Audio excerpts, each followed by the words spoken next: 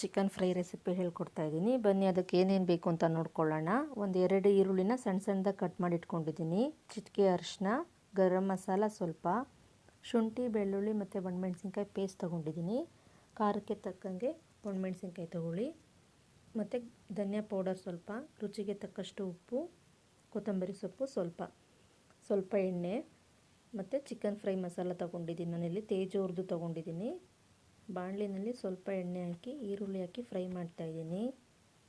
ಎಣ್ಣೆ ಜಾಸ್ತಿ ಹಾಕಿದ್ರೆ ಚಿಕನ್ ಐಟಮ್ಸ್ ಎಲ್ಲ ಚೆನ್ನಾಗಿರುತ್ತೆ ಅಂತ ಹೇಳ್ಬಿಟ್ಟು ತುಂಬ ಎಣ್ಣೆ ಹಾಕೊಳ್ಳೋಕೆ ಹೋಗಬೇಡಿ, ಆರೋಗ್ಯಕ್ಕೆ ಒಳ್ಳೆಯದಲ್ಲ. ಮತ್ತು ರುಚಿಗೆ ತಕ್ಕಷ್ಟು ಉಪ್ಪು ಹಾಕ್ತಾಯಿದ್ದೀನಿ ಸ್ವಲ್ಪ.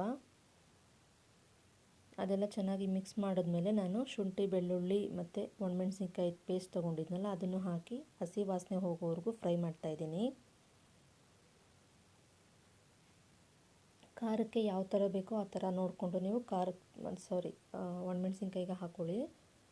ಮತ್ತು ನಾನಿಲ್ಲಿ ಚೆನ್ನಾಗಿ ಕ್ಲೀನ್ ಮಾಡಿಕೊಂಡಿರೋಂಥ ಚಿಕನ್ ಹಾಕಿ ಅದು ಕೂಡ ಮಿಕ್ಸ್ ಮಾಡ್ತಾಯಿದ್ದೀನಿ ಶುಂಠಿ ಬೆಳ್ಳುಳ್ಳಿ ಪೇಸ್ಟ್ ಜೊತೆ. ಇದೆಲ್ಲ ಚೆನ್ನಾಗಿ ಮಿಕ್ಸ್ ಆದಮೇಲೆ ಚಿಟಿಕೆ ಅರಿಶಿನ ಹಾಕ್ತಾಯಿದ್ದೀನಿ. ಇದು ಅಷ್ಟೇ ಚೆನ್ನಾಗಿ ಮಿಕ್ಸ್ ಮಾಡಬೇಕು. ಈ ರೆಸಿಪಿ ಬಂದು ದೋಸೆಗೆ ಚೆನ್ನಾಗಿರುತ್ತೆ, ಚಪಾತಿಗೆ ಚೆನ್ನಾಗಿರುತ್ತೆ. ತುಂಬ ಡ್ರೈ ಮಾಡಿಕೊಂಡ್ರೆ ಹಾಗೇನೂ ತಿನ್ಬೋದು, ಅದು ಕೂಡ ಚೆನ್ನಾಗಿರುತ್ತೆ. ನೋಡಿ ಚಿಕನ್ ಎಲ್ಲ ನೀರು ಬಿಡ್ತಾ ಇದೆ, ನೋಡ್ತಾ ಇರ್ಬೋದು ನೀವು. ಆಲ್ಮೋಸ್ಟ್ ಹಾಫ್ ಬೆಂದಿದೆ ಅಂತ ಅನಿಸುತ್ತೆ ಈ ಟೈಮಲ್ಲಿ. ಇವಾಗ ನಾನು ಗರಂ ಮಸಾಲ ಹಾಕ್ತಾಯಿದ್ದೀನಿ ಮತ್ತು ಧನಿಯಾ ಪೌಡರ್ ಹಾಕ್ತಾಯಿದ್ದೀನಿ. ಚಿಕನ್ ಅರ್ಧ ಬೆಂದ ಮೇಲೆ ಈ ಥರ ಖಾರ ಮಸಾಲಗಳನ್ನ ಹಾಕ್ಕೊಳ್ಬೇಕು.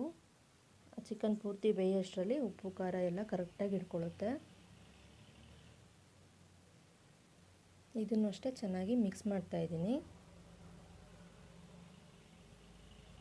ಇದು ಚೆನ್ನಾಗಿ ಮಿಕ್ಸ್ ಆಗಿ ಒಂದು 5 ನಿಮಿಷ ಫ್ರೈ ಆಗಬೇಕು. ಒಂದು ಸಾರಿ ಟ್ರೈ ಮಾಡಿ ನೋಡಿ ಈ ಥರ ರೆಸಿಪಿನ ಚಿಕನ್ ಫ್ರೈ ಮಸಾಲ ಯೂಸ್ ಮಾಡಿಕೊಂಡು, ತುಂಬಾ ಚೆನ್ನಾಗಿರುತ್ತೆ. ಇದಕ್ಕೆ ನಾನಿವಾಗ 1 ಟೇಬಲ್ ಸ್ಪೂನ್ ಆಗುವಷ್ಟು ಚಿಕನ್ ಫ್ರೈ ಮಸಾಲ ತೊಗೊಳ್ತಾ ಇದ್ದೀನಿ. ನೀವು ಯಾವ್ದು ಯೂಸ್ ಮಾಡ್ತೀರೋ ನೀವು ಅದನ್ನೇ ತೊಗೊಳ್ಬೋದು. ನಾನಿಲ್ಲಿ ತೇಜೋರು ತೊಗೊಂಡಿದ್ದೀನಿ, ಚೆನ್ನಾಗಿ ಬರುತ್ತೆ ಟೇಸ್ಟು ತೇಜೋರಲ್ಲಿ.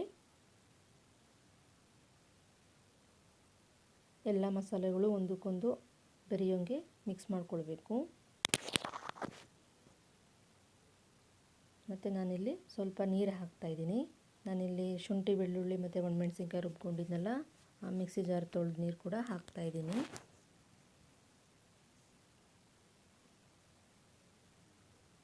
ಚಿಕನ್ ಯಾವ ರೀತಿ ಬೇಯುತ್ತೋ ಆ ರೀತಿ ನೋಡಿಕೊಂಡು ನೀರು ಹಾಕ್ಕೊಳ್ಳಿ.